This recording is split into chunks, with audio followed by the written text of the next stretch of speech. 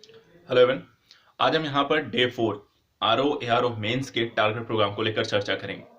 आज का विषय भारतीय राज्य व्यवस्था रहेगा और भारतीय राज्य व्यवस्था के अंतर्गत यदि हम पिछले कुछ सालों के पैटर्न को देखें तो ज़्यादातर कुछ ऐसे टॉपिक हैं जो कि क्वेश्चन लगातार वहाँ से आते हैं और रेगुलर बेसिस पे आते हैं। समटाइम एक से ज़्यादा क्वेश्चन भी आते हैं। इसलिए जब आप एक दिन में समय से पूर्व रिवीजन करने जाते हैं, अर्थात परीक्षा के अंतिम कुछ दिन बचते हैं, तो जब रिवीजन का समय आता है तो ज़्यादातर फोकस ऐसे टॉपिक्स पर रहना चाहिए जहां पर क्वेश्चन आने के चांसेस ज़्यादा हों। आपके कम समय का सबसे अच्छा उपयोग यही होता है कि आप उन चीज़ों पर ज़्यादा फोकस करना शुरू करें जहां से चांसेस हैं कि आपके क्वालिफाई होने के या ज़्यादा क्वेश्चन अटेम्प्ट करने के चांसेस बढ़ जाएं।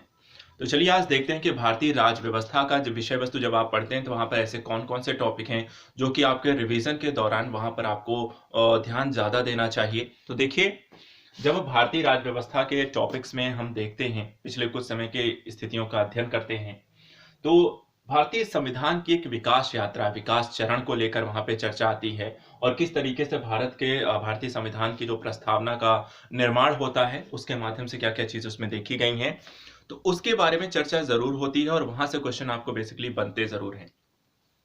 चाहे विभिन्न प्रकार के चार्टर एक्टों के माध्यम से किस तरीके से भारतीय संविधान का गठन होता है, किस प्रकार के चार्टर एक्ट में क्या क्या प्रावधान किए गए, या फिर भारतीय संविधान सभा को लेकर वहां पे क्वेश्चन बनते हैं।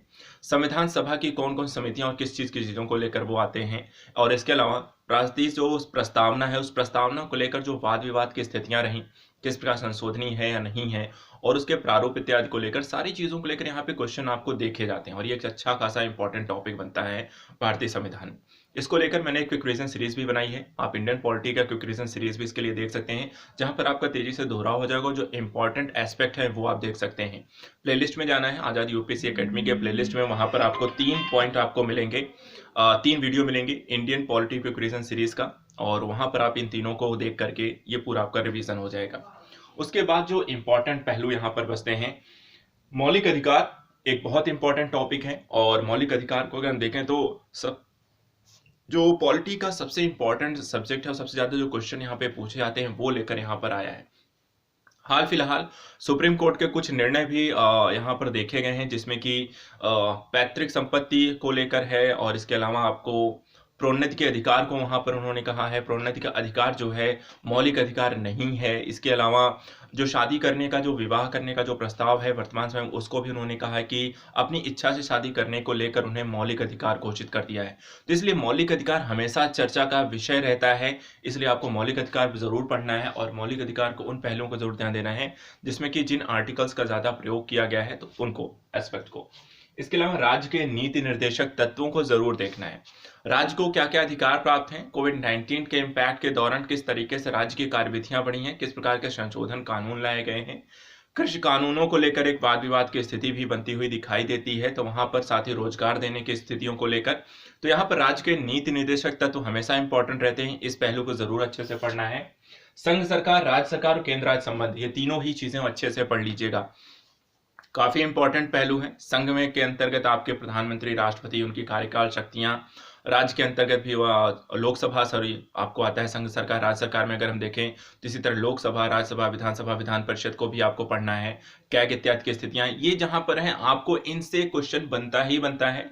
केंद्र संबंध जरूर पढ़िएगा। कारण क्या है कि लगातार विवादित स्थितियों का बनना, राज्यपाल इत्यादि की भूमिका को लेकर हो गया, वित्तीय स्थानांतरण को लेकर हो गया, तो ये सारी विवादित मुद्दे भी वहां पर बनते हैं। और इस दौरान अगर हम देखें तो लॉकडाउन के इफेक्ट के दौरान केंद्र राज्य संबंधों को लेकर एक नए दृष्टिकोण से भी देखा जा सकता है, सहयोग और विरोध की भावना की स्थितियों को, इसलिए इसे भी अच्छे से देखिएगा।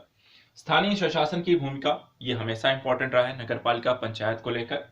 प्रमुख आयोग, अभी हाल फिलहाल कुछ आयोग काफी चर्चा का विषय रहे। कोविड-19 के दौरान जिस तरीके से चुनाव संपन्न कराए गए, निर्वाचन आयोग को पढ़ना है। वित्त आयोग ने अपनी रिपोर्ट प्रस्तुत की है तो उसको यहाँ पर देखना है। विधि आयोग के गठन को मंजूरी वहां पर मिली है तो इसको देखना है।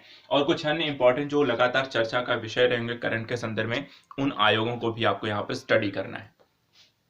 एट द लास्ट यहाँ पे जो प्रमुख कानून संशोधन है, सुप्रीम कोर्ट के जो प्रमुख निर्णय आए हैं, उन चीज़ों को करंट के संदर्भ में अगर आप पढ़ते हैं तो यहाँ पर आपके पॉलिटी का ओवरऑल सारा एस्पेक्ट यहाँ पे कंप्लीट हो जाएगा और आप एक अच्छी स्थिति में होंगे कि पॉलिटी से आए हुए क्वेश्चन को आप अच्छे से टैकल कर पाएंगे और ज़्यादा से ज़्यादा क्वेश्चन अटेम्प्ट कर पाएंगे।